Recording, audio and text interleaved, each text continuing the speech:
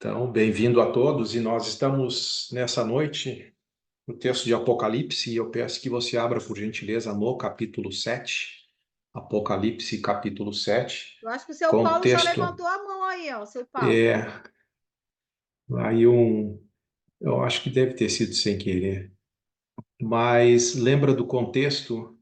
Primeiro capítulo apresenta então Desculpa, foi sem Jesus querer também. Cristo, apresenta Jesus Cristo glorificado.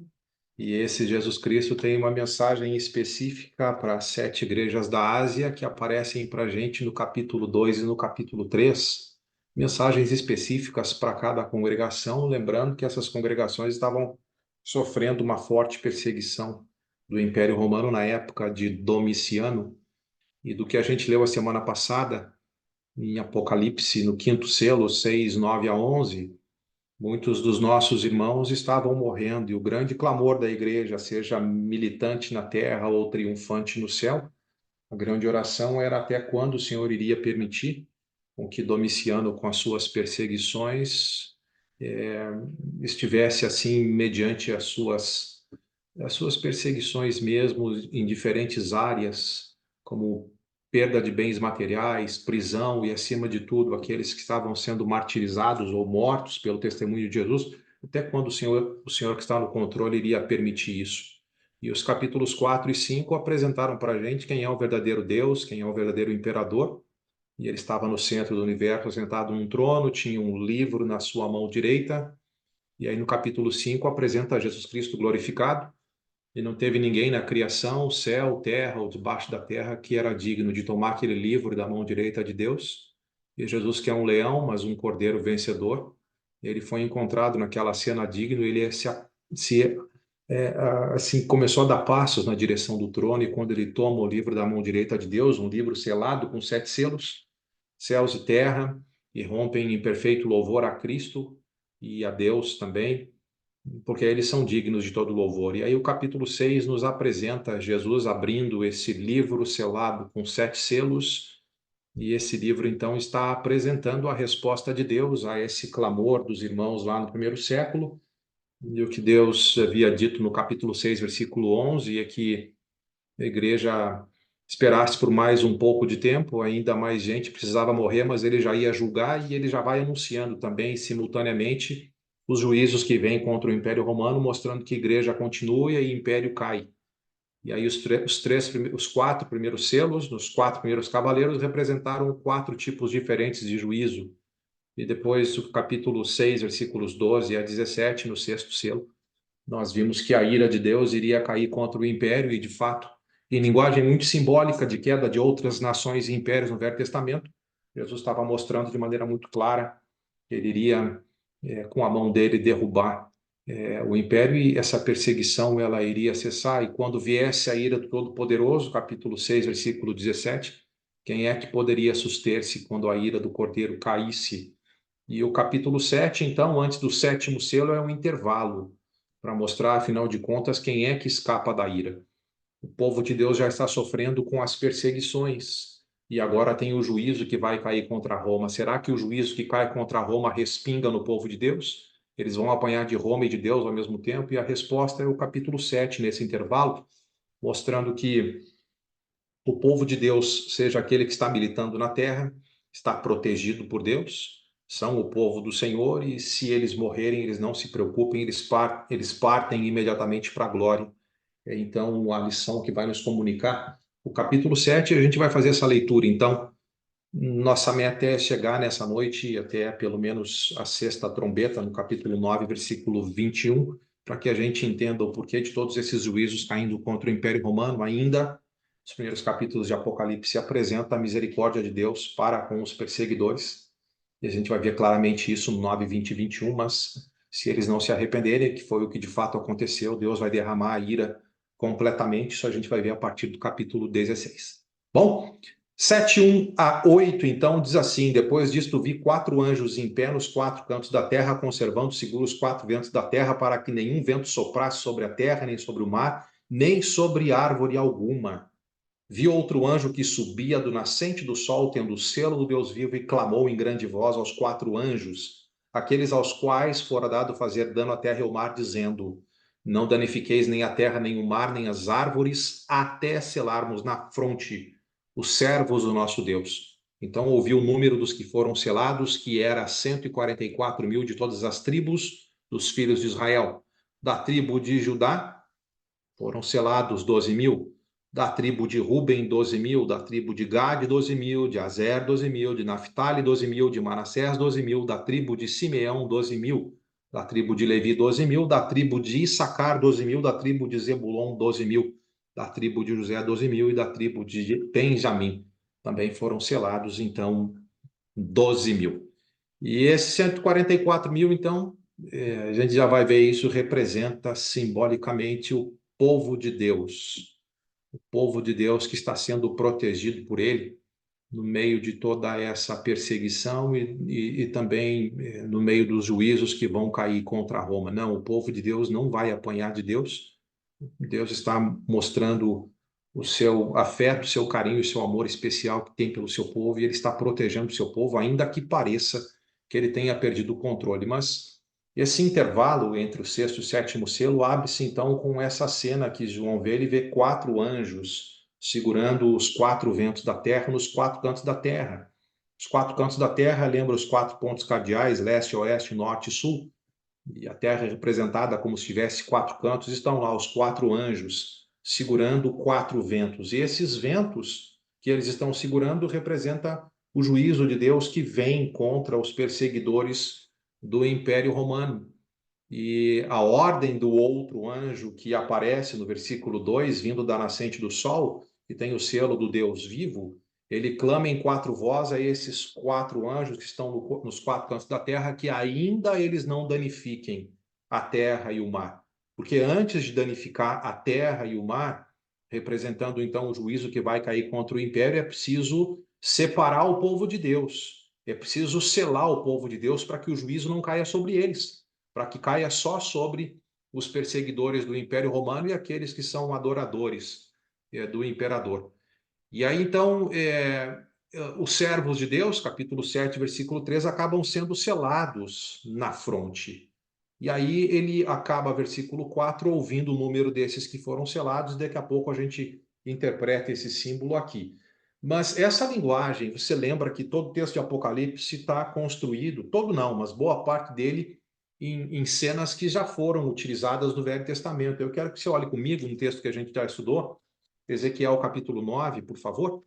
Ezequiel capítulo 9, no Velho Testamento. A gente lembra que Ezequiel foi escrito especialmente para um juízo que ia cair contra o próprio povo de Deus na época do Império da Babilônia.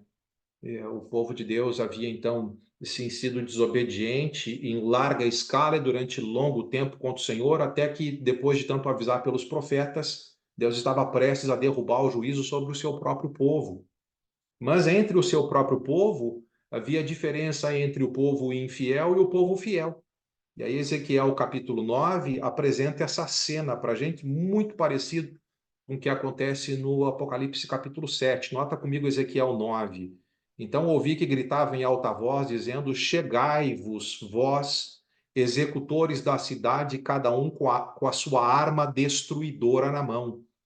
E eis que vinham 6 homens a caminho da porta superior que olha para o norte, cada um com a sua arma esmagadora na mão, e entre eles tinha também um certo homem vestido de linho, com um estojo de escrevedor à cintura, e entraram e se puseram junto ao altar de bronze.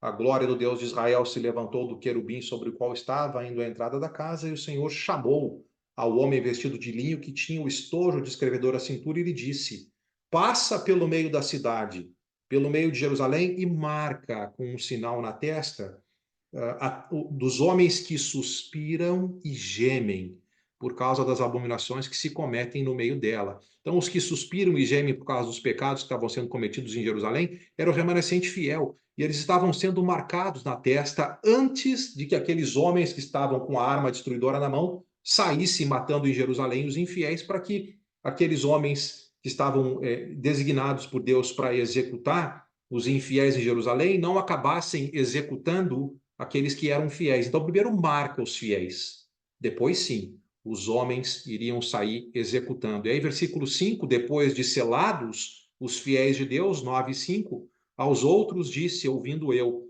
passai pela cidade após ele, depois que ele marcou os fiéis, e sem que os vossos olhos poupem, e sem que vos compadeçais, matai. E aí deveria matar todos os infiéis. E aí, então, ele começou, inclusive, matando pelos anciãos que estavam dentro do templo, depois o texto vai nos dizer isso, porque no capítulo 8 os anciãos estavam liderando, assim, uma idolatria repugnante no templo do Senhor. Mas nota que essa ideia aqui simbólica é a ideia que está sendo transportada para o livro de Apocalipse, capítulo 7.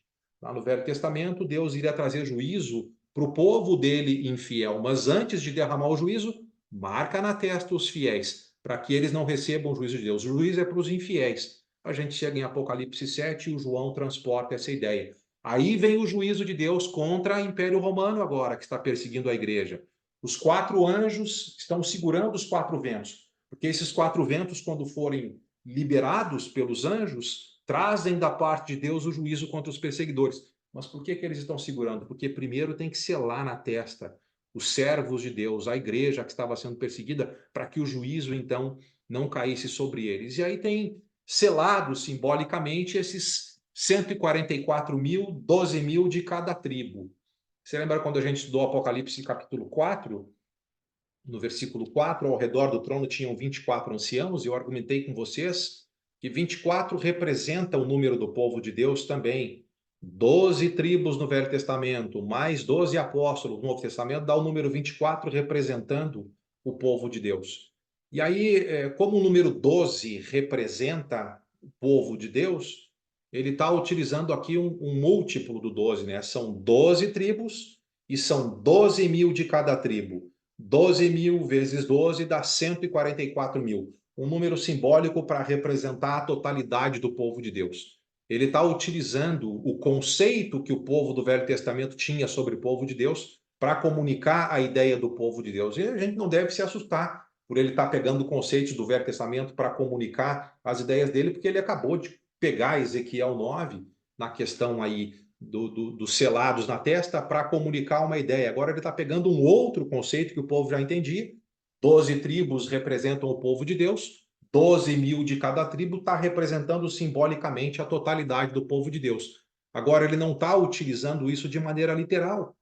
Até porque se a gente for pegar essas 12 tribos aqui, elas não estão alistadas literalmente falando da maneira pela qual elas foram constituídas como 12 tribos da nação. Você lembra que quando Josué conquistou a terra prometida, ele dividiu a terra entre as 12 tribos, e Levi estava fora, por exemplo, das 12 tribos que receberam a herança de terra, porque a tribo de Levi trabalhou especialmente para o Senhor no templo, e a herança deles era o próprio Senhor. O texto do livro de Números nos mostra isso. E eles receberam 48 cidades como dádiva das outras tribos, que ficaram, sim, com as porções da terra da nação. Oficialmente, quando a terra foi dividida, nós tivemos como nome de tribo Efraim e Manassés. José não era contado como uma tribo. E nessa lista aqui, Efraim está fora e José está dentro. E Levi também está dentro e Dan está fora. Então ele nem pegou literalmente cada nome das 12 tribos oficiais da maneira como foram distribuídas a terra, porque ele só queria comunicar uma ideia, a ideia da totalidade do povo de Deus. E nem é literalmente israelitas que ele quer tratar aqui, ainda que ele esteja falando 12 mil de cada tribo de Israel, porque a gente sabe que, assim, João não caducou, ele era um homem cheio do Espírito Santo, apesar de estar avançado em idade, e ele sabia que no Novo Testamento, por exemplo, Gálatas 6,16, nós falamos sobre um Israel de Deus. E o Israel de Deus, Gálatas 6,15, não é ser circuncidado nem ser incircunciso, é ser nova criatura. A mesma ideia que Paulo tratou, por exemplo, em Romanos 2, 28 e 29. Judeu não é exteriormente, e nem é aquele que o é da carne. Judeu é aquele que é interiormente e que é circuncidado no seu coração, e teve uma transformação interior. A gente pega os textos, por exemplo, ainda de Gálatas, capítulo 3, versículos 6 a 8, vai dizer que o verdadeiro Israel descende de Abraão e inclui os gentios que têm a fé que Abraão teve. porque Deus havia prometido em Gênesis capítulo 12, versículo 3, que em Abraão todas as nações da terra seriam abençoadas, incluindo os gentios no Novo Testamento. Mas o que o João faz? Num livro que é intensamente simbólico, ele pega simplesmente a ideia do que era o povo de Deus no Velho Testamento, e ele pega os números que representam o povo de Deus, 12 vezes 12 mil, multiplicando isso dá 144 mil, para representar a totalidade do povo de Deus que estava sendo selado no sentido de protegido. E Deus quer comunicar a ideia que ele sabe exatamente quais são especificamente todos aqueles que fazem parte da igreja do Senhor e que estão sendo perseguidos e que Deus os protege e que esse juízo é pro império e não para eles que são igreja do Senhor que estão sendo então perseguidos. Tranquilo, meus queridos? Falei demais aqui nos primeiros minutos aí, mas fique à vontade, lancei um monte de conceito, você pode fazer seus comentários aí se você achar por bem. Mas esses aqui representam o povo de Deus que estava na terra, estava sendo perseguido severamente pelo Império Romano e estão selados e protegidos pelo Senhor simbolicamente. Eu conheço os meus, e os meus, esse juízo que é contra o Império não vai cair sobre eles. Tranquilo?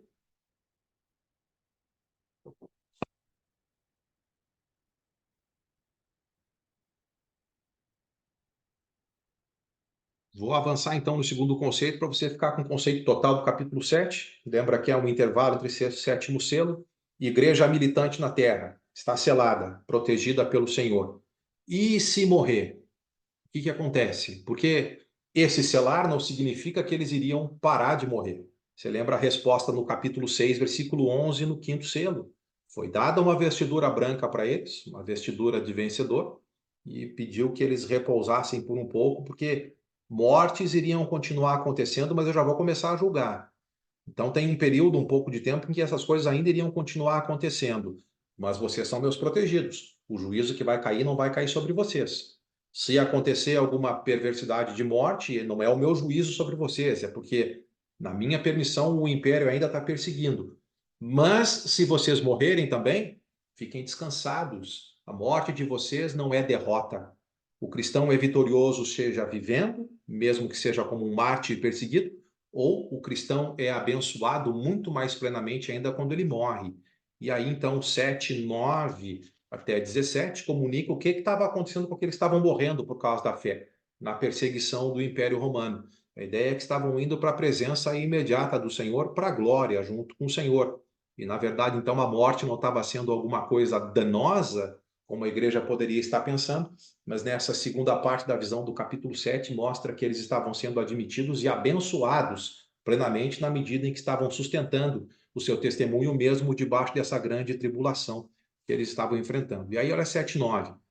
Depois dessas coisas vi, e eis grande multidão que ninguém podia enumerar, de todas as nações, tribos, povos e línguas, em pé, diante do trono e diante do Cordeiro. Nota que agora é uma visão no céu.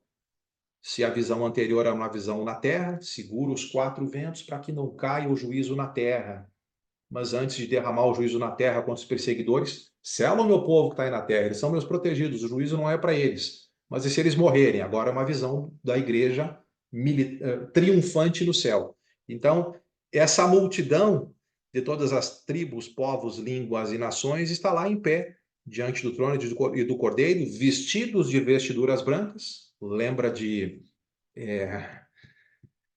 Apocalipse 3:5, em Sardes, os vencedores receberiam vestiduras brancas que foi dada lá em 6:11 também, para aqueles que estavam lá no altar celestial, clamando em oração. Então, é a visão daqueles que morreram em Cristo e estavam vitoriosos agora no céu. E aí eles estão com palmeiras nas mãos, que representava a celebração e a alegria daqueles que eram vitoriosos dentro das comunidades judaicas. Acontecia muito na festa dos tabernáculos, por exemplo. Eles, com ramos de palmeiras, muitas vezes, eles construíam aquelas tendas, e a festa dos tabernáculos era para comemorar a libertação do Egito, e eles passavam um tempo vivendo em tendas para relembrar que o Senhor os libertou e os conduziu pelo deserto, até que eles então conquistassem a terra, e eles celebravam uma vez por ano essa grande festa. E aí então eles estão com palmas às mãos e eles estão clamando em grande voz e dizendo agora: ao nosso Deus e se assenta no trono, e ao Cordeiro pertence a salvação. Eles estão salvos diante do trono de Deus e do Cordeiro, e eles estão reconhecendo que o fato de estarem lá no céu nem tem mérito nenhum para eles. É pelo fato deles terem sustentado o testemunho de Cristo e de que Cristo era a solução para os pecados deles, era o Senhor e Salvador deles. Agora, depois de perseguição até a morte, eles estão na presença imediata do Senhor e reconhecendo em louvor que estão lá por causa de Deus e por causa do Cordeiro, que alcançaram no plano eterno de salvação, a salvação para eles. E aí tem todos os anjos agora em pé, rodeando o trono, os anciãos e os 4 seres viventes, e ante o trono, eles estão se prostrando sobre o rosto, adorando a Deus e dizendo amém. O louvor e a glória, a sabedoria e as ações de graças e a honra e o poder e a força sejam ao nosso Deus pelos séculos dos séculos. Amém. Você lembra que no capítulo 5 teve assim os 4 seres viventes, os 24 anciãos, todos os anjos no céu adorando a Deus e ao Cordeiro? Aqui novamente, eles estão se unindo a esse coro daqueles que foram martirizados e que agora estavam ressuscitados na presença plena do Senhor no céu e salvos. Eles estão reconhecendo, junto com os salvos, de que essa salvação foi alcançada para esses que estavam lá por causa do trabalho do Senhor. E tem 7 palavras de louvor aqui. Você lembra que o número 7 no Apocalipse representa a perfeição? 7 termos que representam o perfeito louvor a Deus pelo fato de ter salvo esses que estavam lá. E aí, então, na cena, um dos anciãos, agora capítulo 7, versículo 13, toma a palavra e ele diz, conversando com João, João, você sabe quem são esses aí de vestiduras brancas? E de onde é que eles vieram? E ele respondeu, meu senhor, tu sabes. Pela revelação que João já havia recebido no capítulo 2 e no capítulo 3, dava para deduzir algumas coisas, mas ele deixa, então, para que esse ancião possa responder na cena. Porque lá nas 7 cartas nós tivemos os vencedores com vestiduras brancas e diversas promessas para os vencedores, mesmo para aqueles em Esmirna que fossem fiéis até a morte, que receberiam, então, coroa da vida, que representava a salvação. Então dava para deduzir algumas coisas das cartas. Mas agora, quando o ancião pergunta, ele deixa para que o anjo ele possa responder. Lá nas cartas também falou sobre diversas provas e diferentes tribulações que a igreja estava enfrentando, referente às perseguições aí que o imperador estava imputando à igreja. E aí, então, no versículo 14, o que o ancião responde é o seguinte: são estes os que vêm aí da grande tribulação. O que eles fizeram? Eles lavaram as vestiduras deles e as alvejaram no sangue do Cordeiro. E é a razão, porque se acham diante do trono de Deus e o servem de dia e de noite no seu santuário. E aquele que se assenta no trono estenderá sobre eles, então, o seu tabernáculo. Essa turma aí, João, é a que vem da grande tribulação. Quer dizer, estão lá embaixo sofrendo perseguição do imperador. Inclusive, tiveram suas vidas ceifadas por sustentarem o testemunho de Jesus e a confissão de que Jesus é o Salvador, é o Deus e Salvador. E agora, eles estão aqui, diante do trono de Deus e diante do Cordeiro, salvos, e eles estão consolados. De novo, capítulo 7 é um intervalo para comunicar para a igreja no primeiro século. Se vocês estão militando ainda na terra e sofrendo por causa do meu nome, essas aflições, tudo bem. Vocês são meus selados. Eu conheço cada um de vocês. Ah, mas e se a gente morrer? Não se preocupem. Se morrerem, vem para a presença imediata do Senhor. Vocês são salvos da grande tribulação e vêm para a minha presença para o consolo total. E, de novo, versículo 15, tanto aqueles que estavam salvos lá, como aqui esses representantes celestiais, a razão pela qual o povo de Deus está salvo está descrito no versículo 14. Não é mérito do povo, mas lavaram as vestiduras e as alvejaram no sangue do Cordeiro. E aí, 16, se vem da grande tribulação, agora tem consolo total. Jamais terão fome, nunca mais terão sede, não cairá sobre eles o sol, nem ardor algum, pois o Cordeiro que se encontra no meio do trono os apacentará e os guiará para as fontes da água da vida. E Deus, então, lhes enxuga dos olhos toda a lágrima. E, de novo, capítulo 7, versículo 17, você vê que Apocalipse usa essa linguagem fluida, E Jesus, no capítulo 5, ele era um leão, mas ao mesmo tempo era um cordeiro.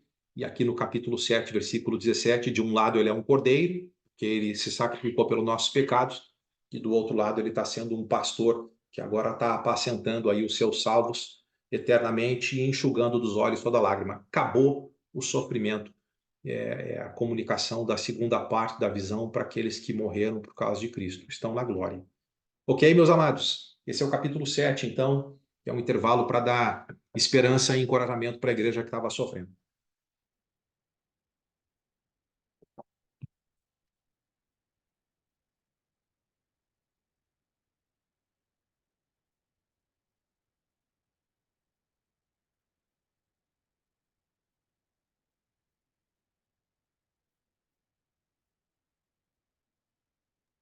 Viu, Josué?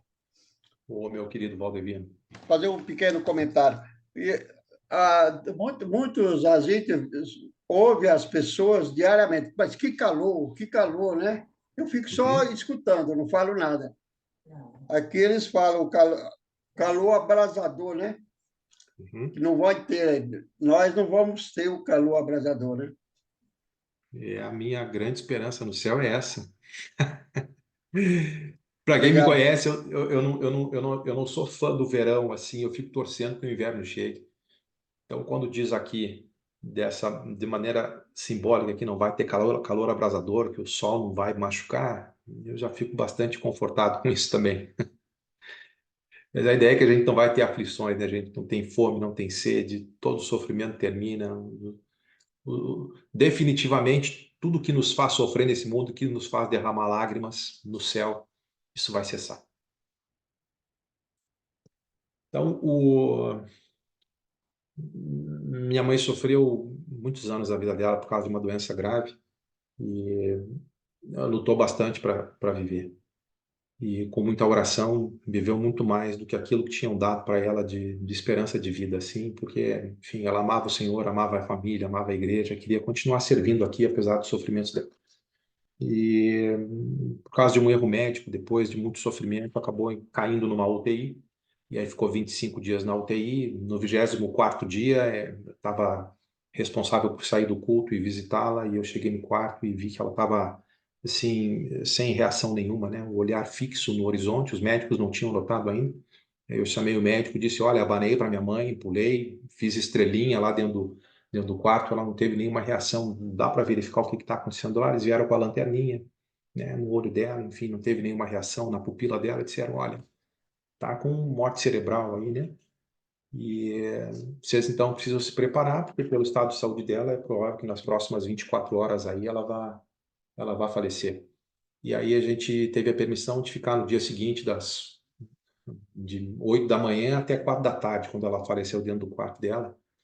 Mas eu me lembro que no último minuto da vida dela tem os aparelhos ligados ao corpo, e aí então ficar monitorando ali a saturação e ficar monitorando o batimento cardíaco, e daqui a pouco começou o batimento cardíaco a cair. Estávamos eu, meu pai e meu irmão no quarto, e a gente começou a cantar louvores a Deus e a orar e a se despedir dela.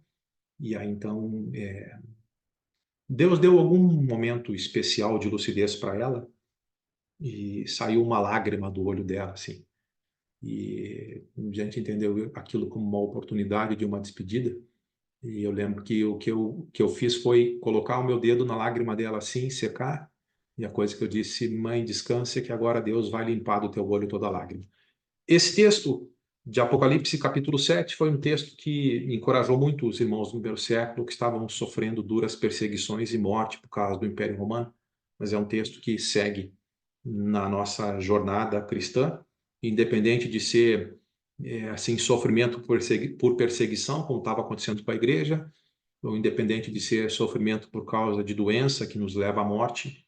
Nós sabemos que o cristão ele tem essa esperança de que, ainda que ele morra por causa das palavras de Jesus, ele vai viver. Isso foi uma promessa para Marta, em João 11, 25 e 26, e depois ele mesmo morreu, foi sepultado, ressuscitou, e aparece em Apocalipse 1 com as chaves da morte na mão, e é ele que tem o controle disso, e ele disse que aqueles que partem nele sem o negá-lo, têm dos olhos toda lágrima limpa e estará na eternidade com ele.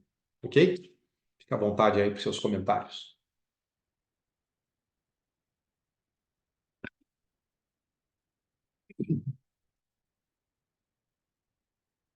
Seu Josué, Oi, Sandrinha. como é que a gente diz? A religião da minha sobrinha? Ai, não faz eu me lembrar, eu não consigo me lembrar o nome. Ele diz que só vai viver 144 mil pessoas. E não tem nada a ver, são milhões e trilhões de pessoas no mundo. Então eles ficam naquilo lá que só vai viver 144 mil. É uma interpretação literal do texto e João não usa esse tipo de padrão para o texto dele, né? O que a gente já tem visto, ele usa a linguagem simbólica, pegando texto do Velho Testamento, ideias que comunicam aquilo que os leitores de Apocalipse entenderam muito bem por serem alfabetizados em linguagem profética e apocalíptica do Velho Testamento, né? Sim. Se eles querem levar de maneira literal, pula comigo para Apocalipse 14, vai aparecer esses 144 mil de novo, e aí vamos tentar interpretar o texto de maneira literal aqui. Apocalipse 14. E a gente interpretando de maneira literal, abrimos parênteses, vamos interpretar errado. E a gente vai fazer a interpretação errada, uma leitura errada, para mostrar como é realmente tolo o conceito que tenta interpretar literalmente. Mas olha Apocalipse 14, olhei, e eis o Cordeiro em pé sobre o monte Sião, e com ele 144 mil, tendo na fronte escrito o seu nome e o nome do seu pai. Ouvi uma voz do céu como voz de muitas águas, como voz de grande trovão. Também a voz que ouvi era como de arpistas, quando tangem a sua harpa, e entoavam um novo cântico diante do trono, diante dos 4 seres viventes e dos anciãos. E ninguém pôde aprender o cântico, senão os 144 mil que foram comprados da terra. Agora nota versículo 4. São estes os que não se macularam com mulheres, porque são castos, quer dizer, são virgens. E são eles os seguidores do Cordeiro por onde quer que vá. Ora, se os 144 mil é interpretado de maneira literal, temos que interpretar de maneira literal todo o texto. E entre os 144 mil está dizendo que, número 1, são só homens. 144 mil só homens. E tem que ser homens virgens ainda.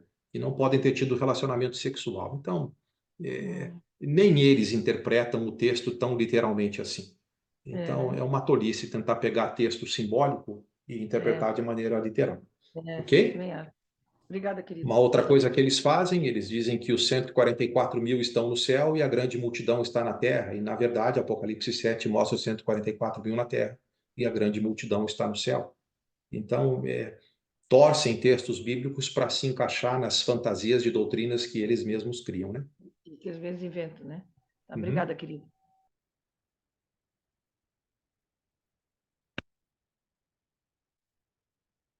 Bueno, amados, então, capítulo 8, a gente chega finalmente no 7º selo e nós tínhamos a grande expectativa, porque aquele livro estava selado com 7 selos na mão de Deus, e Jesus tomou o livro da mão de Deus e juízos começaram a cair contra o império, o que deu grande esperança para o povo de Deus. Deus não perdeu o controle.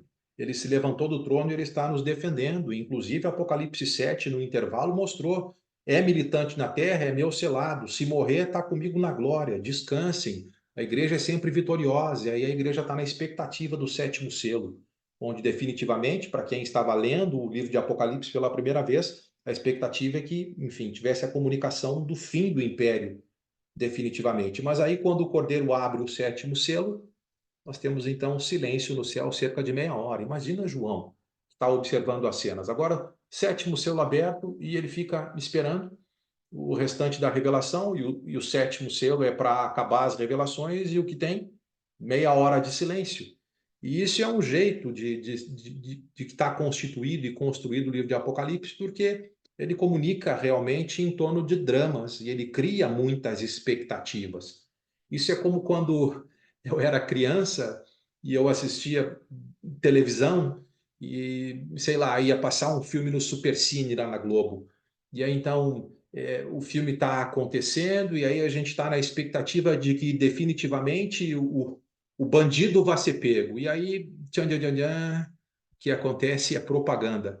E a gente fica na expectativa de que aquela propaganda termine, para que quando a propaganda termine, a gente tenha definitivamente revelado quem é o bandido e, na realidade, a polícia coloque as mãos nele e justiça seja feita e o bem possa vencer no filme. É sempre essa a nossa expectativa, mas sempre tinha um suspense criado em todo o filme, nas televisões, acabava sendo assim. Acontece também em novelas. Quando eu assistia novela, era alguma coisa de quando alguma cena está esquentando que a gente quer descobrir, afinal de contas, como que vai findar a cena. Aí vinha as cenas do próximo capítulo, você tinha que esperar até o dia seguinte para saber definitivamente o que ia acontecer no quadro. São maneiras dramáticas de construir, de prender a atenção daqueles que estão sendo observadores de um filme ou novela, e aqui no texto, no caso, prender a atenção daqueles que estão estudando o livro de Apocalipse. Mas silêncio no céu por meia hora. E depois do silêncio no céu, depois dos 30 minutos, versículo 2, ele vê 7 anjos que se acham em pé diante de Deus, e aí lhes é dado 7 trombetas. Então, ele estava com a expectativa, a igreja com a expectativa de que no 7º selo, definitivamente, o juízo caísse. E agora, o 7º selo se abre em 7 trombetas. Trombetas, elas geralmente eram tocadas porque anúncio de Deus iria vir. E realmente, vão vir 7 anúncios de Deus, no capítulo 8 e no capítulo 9, referente a mais juízo que vai cair contra o Império Romano. E trombetas, às vezes, no Velho Testamento também era tocado para que a nação viesse, porque uma guerra iria acontecer, e aqui no contexto uma guerra está acontecendo, né, queridos? Deus contra Satanás, aqueles que servem a Satanás contra aqueles que servem a Deus, tem esse drama acontecendo em torno do livro de Apocalipse.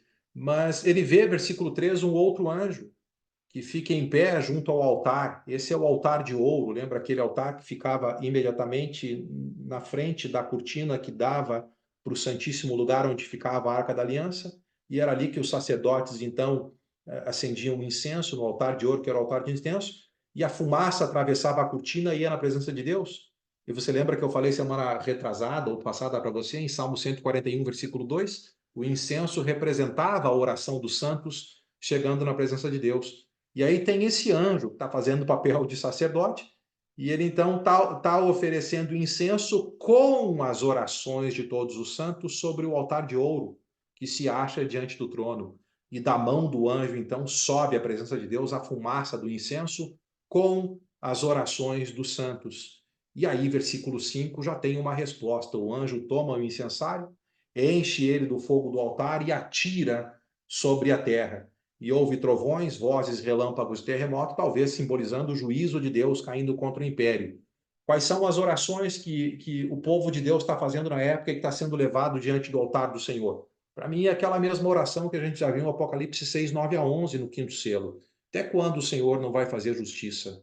Até quando o Senhor não vai derramar juízo contra os nossos perseguidores? E o livro de Apocalipse vai mostrando agora, capítulo após capítulo, espera um pouco, eu já vou agir, e na verdade eu já estou agindo. E aí então, capítulo 8, versículo 6, os 7 anjos que tinham as 7 trombetas, agora eles se preparam para tocar as 7 trombetas, e é o anúncio de mais juízo de Deus que vem contra o Império Romano. Então, 7 primeiros selos agora se abrem em 7 trombetas, e tanto os selos como as trombetas estão representando juízos parciais e disciplina de Deus que está caindo contra o império, que está perseguindo a igreja em resposta às orações dos santos. Dá para entender isso no contexto, queridos?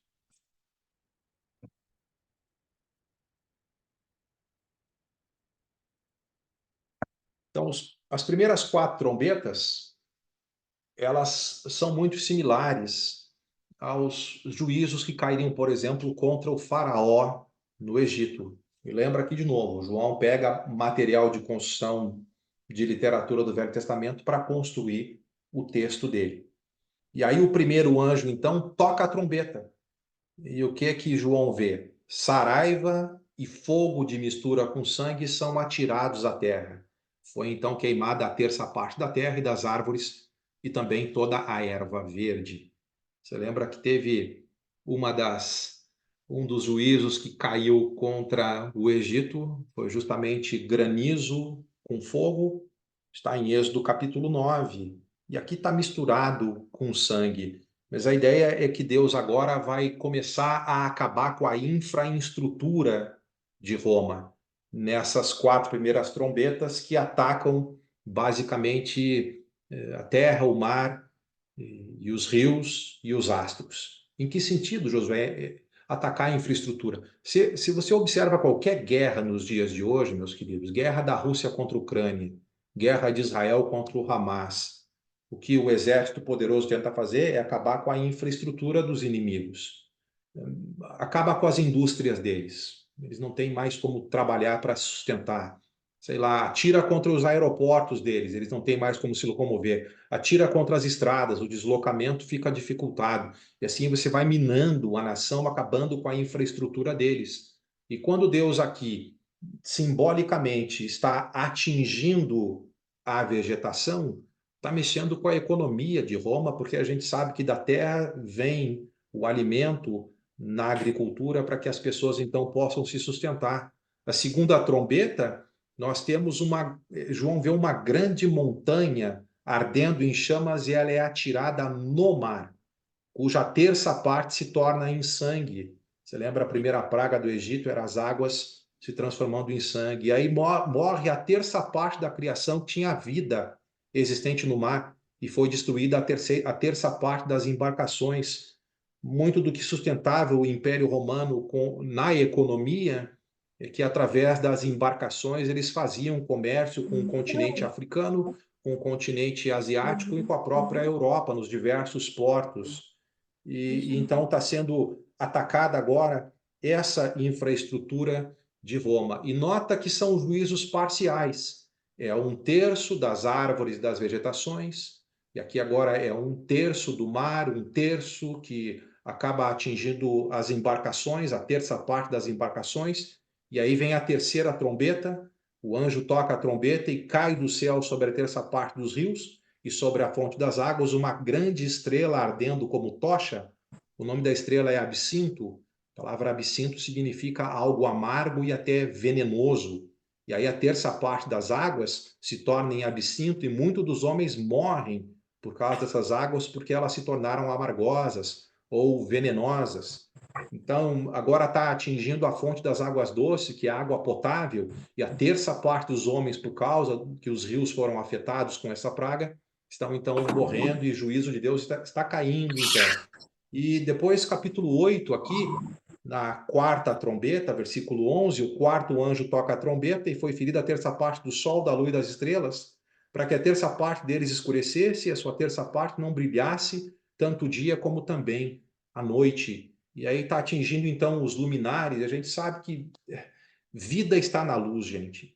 Se na Terra não tivesse luz, nós não teríamos vida. Fotossíntese, por exemplo, é necessário para que haja, então, aí o processo das vegetações terem vida e assim haja alimentação. Então, uma ideia que Deus está atacando mediante a natureza, a infraestrutura do império, para que o império, então, castigado, possa, com esses juízos parciais, vir a se arrepender. E aí, no capítulo 8, versículo 13, ele vê e ouve uma águia que está voando por meio do céu e ela tem um anúncio. Essa águia, em grande voz, diz: ai, ai, ai dos que moram na terra, por causa dos restantes das vozes da trombeta dos três anjos que ainda tem de tocar. Quer dizer, a coisa já está feia, a coisa vai ficar pior ainda.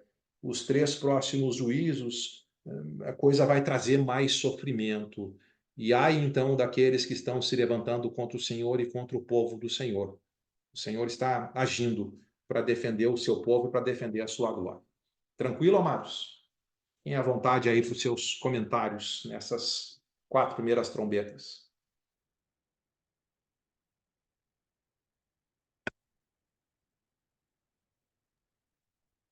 Ô, João, eu fiz um estudo, mas eu até vou esquecer esse estudo que eu fiz, porque é meio fantasioso mesmo. Nesse estudo que eu fiz com a primeira trombeta, foi definido como se alguém tentasse querer adivinhar as profecias com a história, né? A primeira trombeta foram os godos na terra. A segunda trombeta, a batalha naval dos vândalos pelo mar. A terceira trombeta, destinava a Átila, Uno, pelos rios. Quarta trombeta, o bárbaro Odroaco atinge o centro do poder romano. É cada coisa meio estranha. Tentar encaixar a história dentro desses juízos aqui é arriscado, é no mínimo arriscado. Diz que a gente falhe um pouco na interpretação, porque ele está usando uma linguagem simbólica para comunicar juízo. Assim como tiveram aqueles juízos contra o Egito, Ele se utiliza daquelas figuras. Agora vai ter a praga dos gafanhotos, um pouco diferente aqui da praga dos gafanhotos do Egito. Os gafanhotos aqui não ferem vegetação, vão ferir os homens e atormentar os homens. Mas ele está pegando esse pano de fundo do Velho Testamento, onde a gente sabe que Deus já se utilizou de alguns juízos para ferir o Egito, por exemplo, que estava perseguindo o povo de Deus, e agora aqui está comunicando contra o Império Romano. Essa linguagem simbólica não é uma profecia, né? Porque toda profecia dada por Deus é revelada por Deus com fatos históricos, com acontecimentos. Se é uma linguagem simbólica e não pode ser buscada a efetivação dessa linguagem, desses fatos com profecia pela história, então não é uma profecia, sim uma linguagem só. O livro de Apocalipse, ele até é uma profecia. E os livros do Velho Testamento que usaram essa linguagem estavam fazendo profecias também. Agora, a comunicação sobre como Deus vai derrubar o império é de maneira simbólica. Mas a profecia que o império ia cair, isso sim, isso é real. É só linguagem diferente, né? Não é uma linguagem literal. Eu entendi, a profecia é geral, mas assim, fatos por fatos, como se citasse profecias, acontecimentos isolados, até chegar ao geral.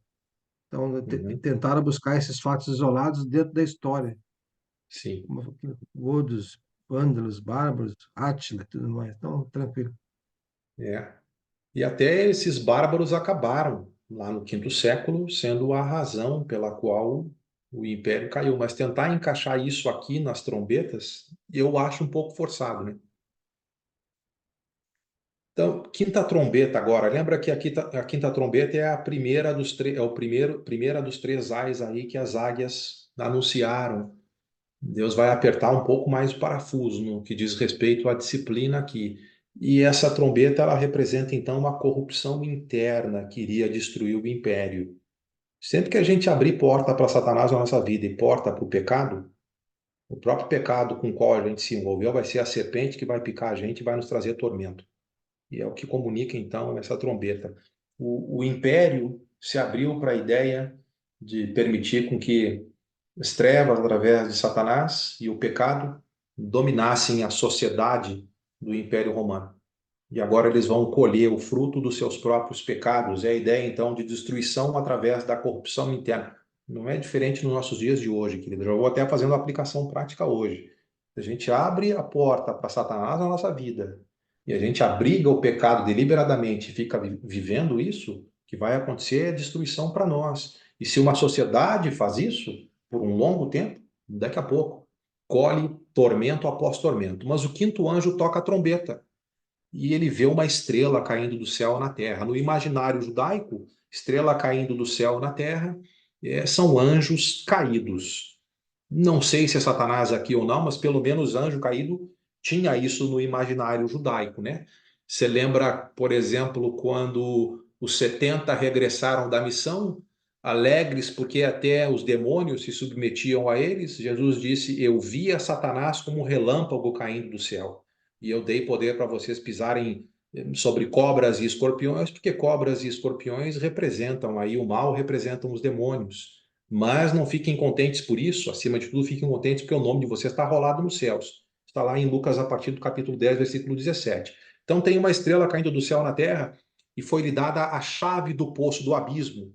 No imaginário judaico, o abismo representa a profundidade do mar e da terra e representa o local do inferno, para onde os demônios são enviados.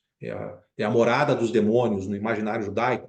Você lembra, por exemplo, quando Jesus expulsou a legião de demônios, o que a legião pediu foi: não nos mande de volta para o abismo.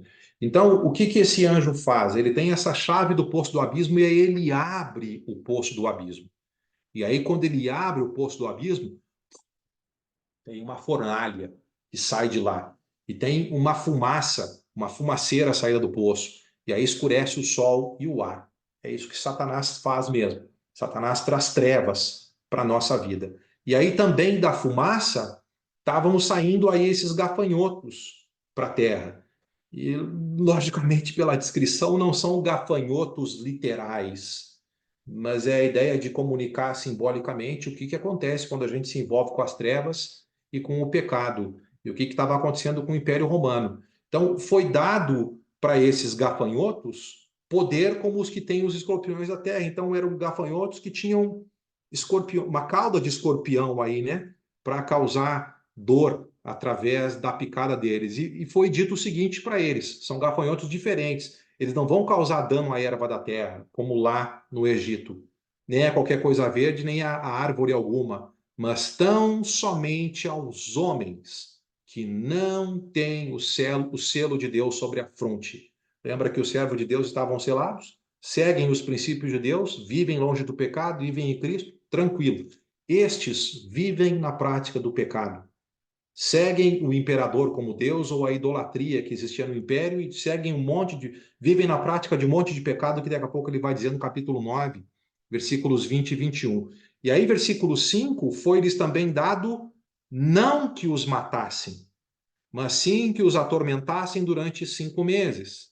Quem entende um pouco de praga de gafanhoto, diz que praga de gafanhoto acaba muitas vezes acontecendo durante um período de cerca de 5 meses, pelo menos na antiguidade. Hoje em dia tem inseticida, pesticida, essas coisas que acaba mais rápido, mas num processo natural durava aproximadamente 5 meses. Mas a ideia é que é um período determinado por Deus. E aí o tormento era como o tormento de escorpião quando fere alguém. E naqueles dias os homens iriam buscar a morte e não a encontrariam. Teriam um desejo ardente de morrer, mas a morte iria fugir deles. Quer dizer, assim, o tormento trazido por esses escorpiões era tão grande que os homens preferiam até morrer do que continuar vivendo. E ele dá o aspecto dos gafanhotos, que era semelhante a cavalos, preparado para a peleja. Aí na cabeça tinha como que coroas parecendo de ouro, o rosto era como se fosse de homem, cabelos como de mulher, dentes como de leão, couraça como couraça de ferro. O barulho das asas que faziam era como barulho de carros e de muitos cavalos quando correm a peleja.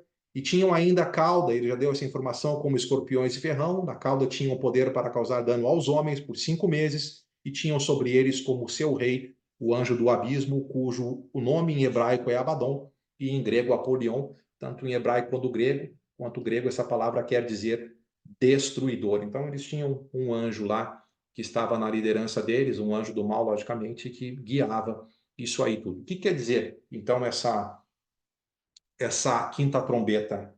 A ideia de que o império se abriu para a ação de Satanás e dos demônios na vida deles e abraçou uma prática de pecado.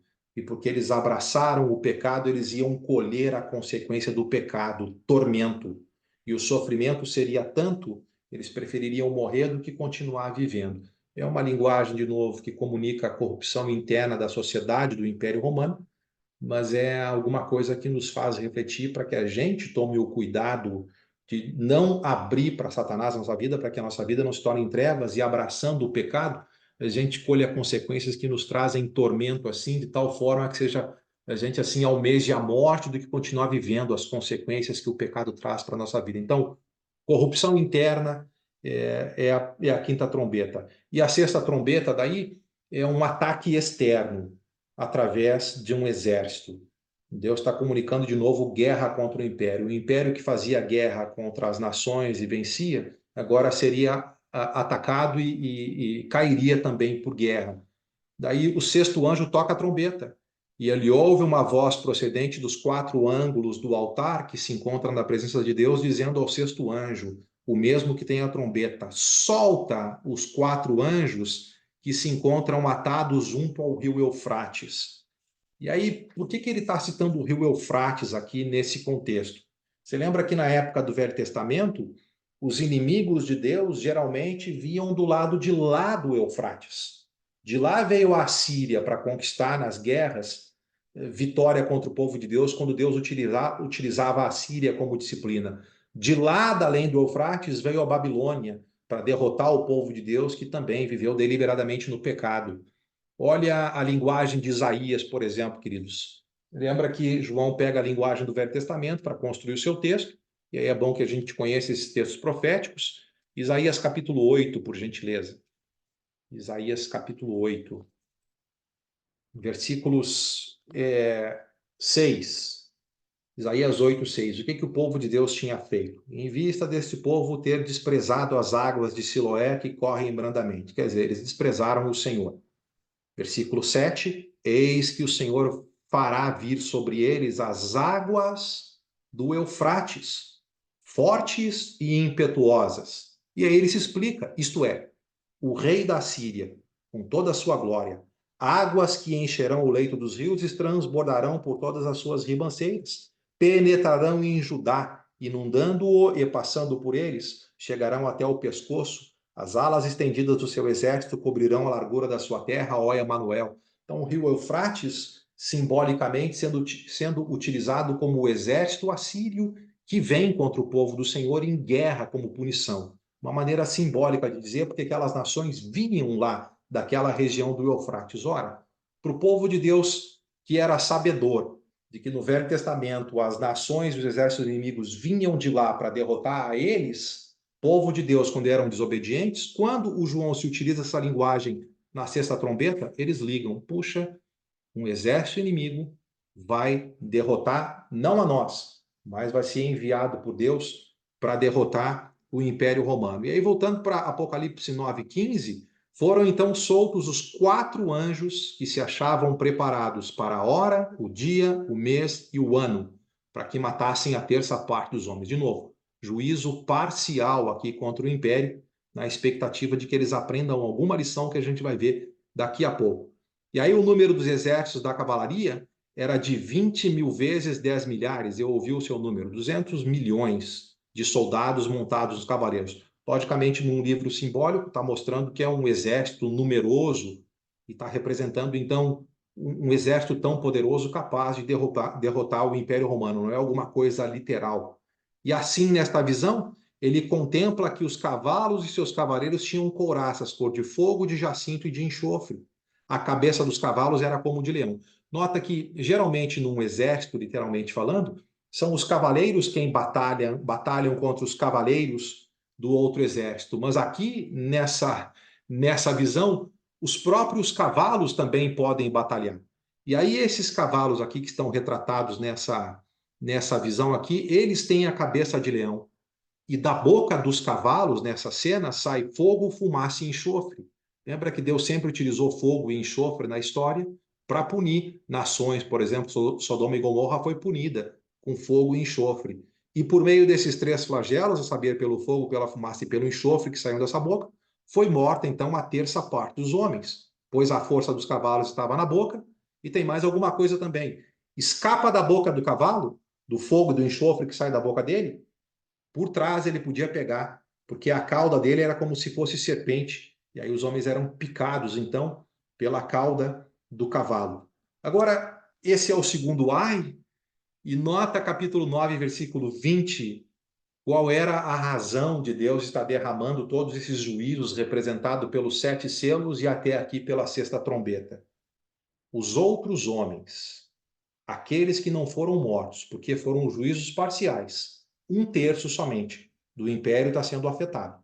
Então, os outros que não foram mortos, os que sobreviveram, não se arrependeram das obras das suas mãos, deixando de adorar os demônios e os ídolos. Tinha bastante idolatria no Império Romano, diversos deuses no Império Greco-Romano, como a gente viu nos capítulos 2 e 3, e especialmente a idolatria aqui ao imperador. E geralmente idolatria foi vislumbrado pela palavra de Deus, por exemplo, 1 Coríntios capítulo 10, como adoração aos demônios. Mas aqui eles não deixaram de adorar os demônios, os ídolos, de ouro, prata e cobre, pedra e pau, que não podem ver, ouvir e falar, e nem ainda se arrependeram dos seus homicídios, estavam matando o povo de Deus, das suas feitiçarias, geralmente envolvido com bruxaria e uso de narcóticos, de drogas nessas feitiçarias, nem da sua prostituição e imoralidade sexual, que geralmente estava ligada à idolatria, e nem ainda dos furtos. E a ideia, queridos, da reflexão aqui dentro do livro de Apocalipse é a seguinte: você lembra lá no 6º selo, no 5º selo, Apocalipse 6, 9 a 11, até quando o Senhor não vai julgar? A resposta de Deus: aguarda um pouquinho aqui com vestidura branca. Você está morrendo, mas você está agora comigo, eu estou no controle. E esse aguardar um pouco de tempo, porque mais gente iria morrer, é porque na misericórdia de Deus, ele estava disciplinando o império através desses juízos parciais, na expectativa de que os perseguidores se arrependessem. Mas depois de tanto juízo assim, qual foi a resposta? Resposta zero. Resposta negativa. Nem depois de tanta disciplina, eles se arrependeram. E se eles não se arrependeram, o que Deus pode mais fazer? O que vai acontecer no restante do livro é que o livro vai preparar para um desfecho de juízo total.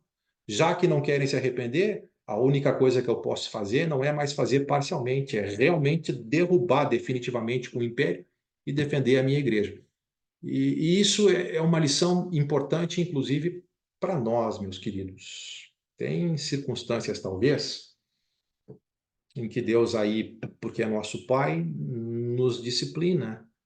E é importante que a gente se aperceba das disciplinas e, através da disciplina, a gente seja conduzido ao arrependimento. Porque se depois de constante disciplina a gente apresenta a rebeldia constante, a gente não aproveita da graça, o que mais Deus pode fazer por nós? E se você olhar para o mundo e para a sociedade que você vive, para pessoas que você conhece, você já não notou sobre pessoas que viveram na prática do pecado um longo tempo e Deus foi misericordioso e não teve nenhuma ação? Mas aí começa a pessoa a receber as consequências do pecado e disciplina do Senhor. E o que a pessoa faz é que ela não se arrepende. Ela continua naquela prática do pecado sem cessar. E se ela continua na prática do pecado sem cessar, o que mais Deus pode fazer senão derramar o seu juízo plenamente e com justiça? Você já notou que às vezes também pessoas olham para vidas que, sei lá, se envolveram por um longo tempo com álcool, se envolveram por um longo tempo com drogas, se envolveram com imoralidade sexual e aí por causa desses pecados, daqui a pouco tem sua vida ceifada rapidamente.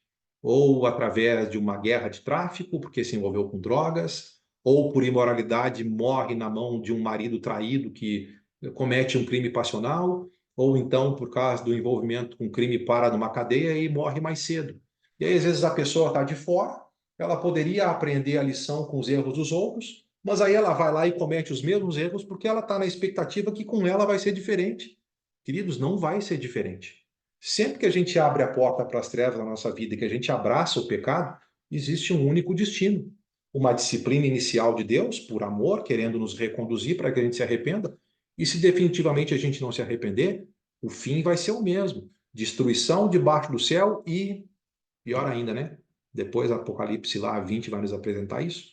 A eternidade sem o Senhor. Então, é uma lição bem importante que apresenta essa lição que a gente não gosta muito de apresentar.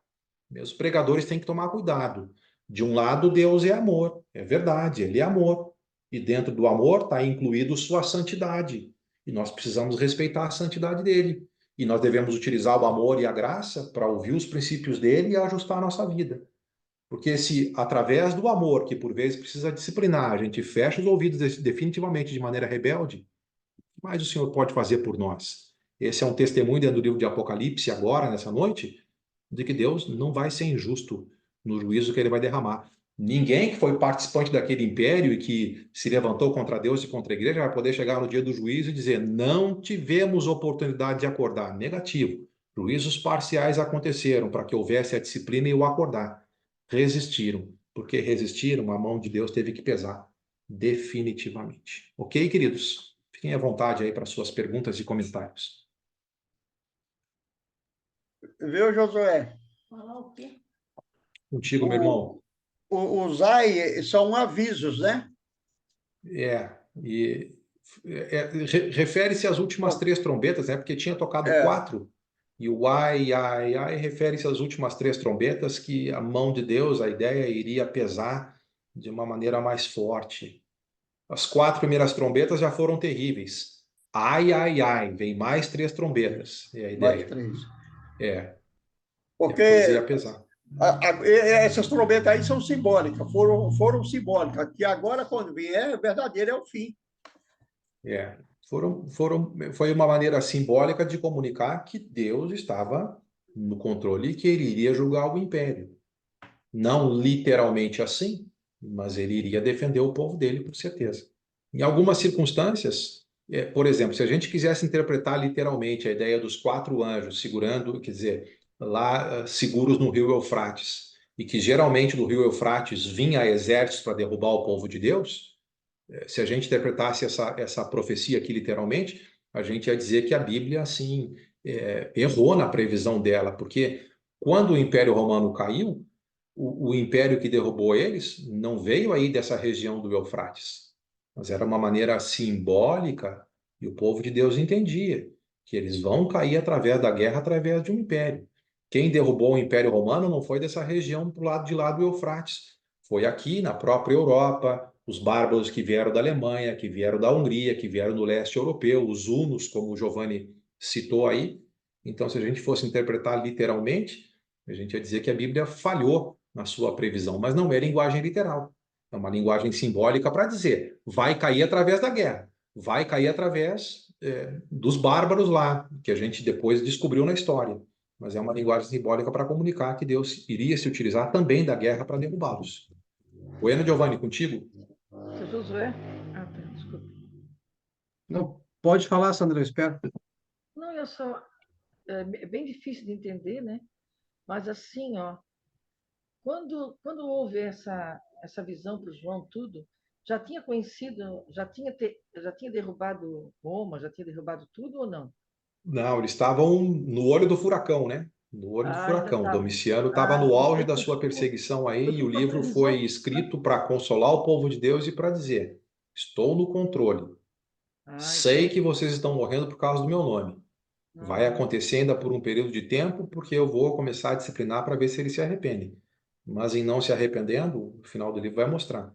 Vou derramar o meu juízo total. E o então Império foi uma Romano cai previsão mesmo. e a Foi uma igreja previsão, continua. né?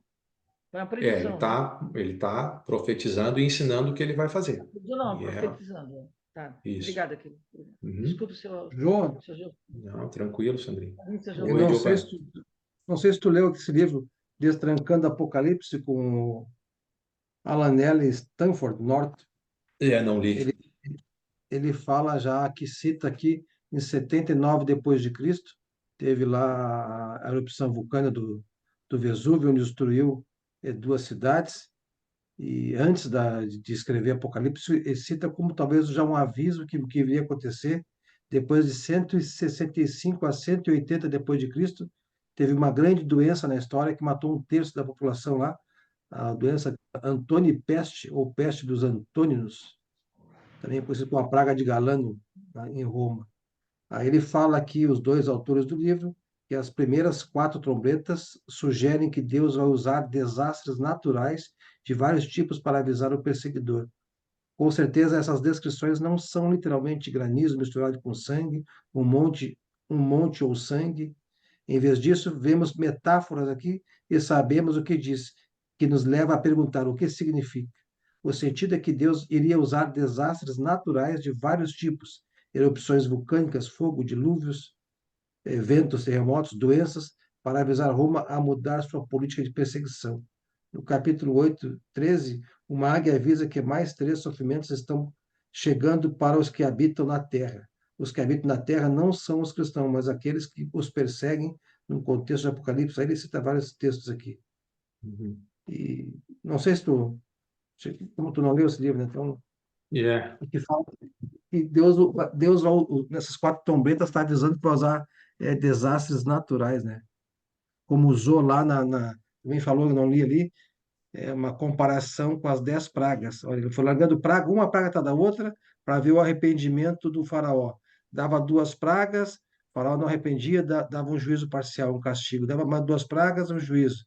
Até que na última praga, a nona praga, ele deu, e a décima foi o juízo final. Agora não, juízo final. E aqui parece que é parecido mesmo, né? Vai largando Sim. fatos que vão acontecer, um terço, dois terços, até que não há a obediência, aí vem o juízo final, que é a queda de Roma. Uhum. Excelente. Muito bom, Giovanni. Tranquilo, amados. Deixa eu comunicar uma coisa para vocês. Quarta-feira que vem, eu não vou conseguir estar sentado aqui para ensinar. Nós tivemos vários irmãos que fizeram recesso e a gente seguiu no Natal e no Novo normalmente, e assim a gente deu acesso a que tivesse alguém ensinando aí, ainda que outros não tivessem feito também algum recesso. Mas aí, excepcionalmente, quarta que vem, a gente pula e a gente retorna, então, acho que quarta que vem é 10, né? Daí no dia 17. Então a gente retoma e aí leia capítulo 10 e 11. Capítulo 10 vai ter um outro intervalo. Lembra que entre o sexto selo e o sétimo selo teve um intervalo para comunicar como é que o povo de Deus estava protegido e selado na terra ou glorificado no céu? O capítulo 10 tem essa função agora entre a sexta e a sétima trombeta, para mostrar como o povo de Deus está protegido. Vai comunicar alguma coisinha antes? Parece que as 7 trombetas iam se abrir em 7 trovões. Iria ter outras 7 pragas parciais, mas porque não se arrependeram, no final do capítulo 9, Deus disse, olha, não escreve sobre os 7 trovões, não vai mais ter demora. Eu vou trazer meu juízo definitivo contra eles, e João, come o livrinho aí, você vai profetizar, e aí capítulo 11 vai mostrar o povo de Deus protegido na primeira parte, ainda que eles morram, as duas testemunhas representam a igreja, ainda que eles morram, eu ressuscito e venho para a glória, é uma maneira simbólica de dizer a mesma lição do capítulo 7 com outras cenas. E aí, no final do capítulo 11, tem a sétima trombeta. Tá bom? Ele vai como um bom pregador, repetindo ideias, martelando, só com símbolos diferentes, para que a gente possa entender a lição. Jô, Josué, depois da oração desculpa, final, você poder dar uns avisos aí, de Claro que novo, sim, claro que de sim. novo Oi, incomodando, de Sandrinho. novo, seu Giovanni, de novo incomodando. Se Jesus não veio até agora, é que Deus está dando muita paciência, está tendo muita paciência com a gente, não está? Tá. Muita, né? É isso Deus aí, está dando segundo muita Pedro paciência para a gente 3,9, se né, arrepender, moço? para todas as pessoas se arrependerem, né? Se não veio até Verdade. agora, é porque realmente Deus está sendo muito paciente com todos, né? Agora Desculpa deixa eu incomodar. só. Muito Obrigada. bom, Sandrinho. Eu quero só falar mais uma coisa, né, gente? Assim, esses sofrimentos aqui do Império Romano, no caso deles, é por causa dos pecados deles. Nem todo sofrimento é por causa de pecado, você sabe disso. Eu não gostaria que É, você saísse daqui, puxa, eu estou sofrendo, é sinal que eu estou pecando. Isso foi o que os amigos de Jó pensaram. Os amigos de Jó pensaram que todo sofrimento é resultado do pecado. E para Jó ele não tinha pecado assim, deliberadamente, ele era um homem justo. O texto abre falando isso, né? Para Jó foi questão de provação para crescimento dele, são coisas diferentes. Então, quando você for avaliar se estiver sofrendo, converse com Deus, avalie a vida e com sabedoria pense. Isso é uma disciplina de Deus por causa do meu pecado, para que eu possa então aproveitar para arrependimento e mudança, ou Deus está querendo trabalhar alguma coisa diferente que eu não estou entendendo ainda, só para você não sair pesado e imaginar que de repente seu sofrimento aí é por causa do seu pecado. Nem sempre é. Tá bom? No caso aqui desse que a gente estudou essa noite, era. Está muito bem declarado que era. realmente. Certo? Uhum.